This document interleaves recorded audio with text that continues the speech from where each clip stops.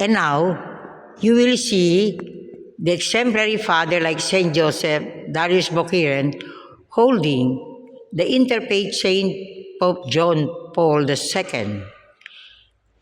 Today, I know that the desire of Saint Pope John Paul II for the Philippines will be fulfilled because he truly loved, Saint Pope John Paul II truly loved the Philippines, and with his guidance and blessing, the Saint Joseph Barangay Education for the World will be fulfilled,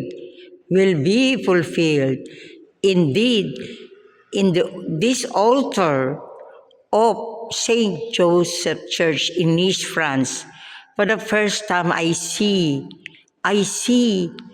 all the mysteries of the Rosary to Saint Joseph, which I pray every day. And that is why Saint Joseph brought me here to realize these mysteries, to be living mysteries as foundation of Saint Joseph Barangay Education for the Golden Filipino Civilization, prophecy of Dr. Jose Rizal and Dr. Ferdinand Blumentritt.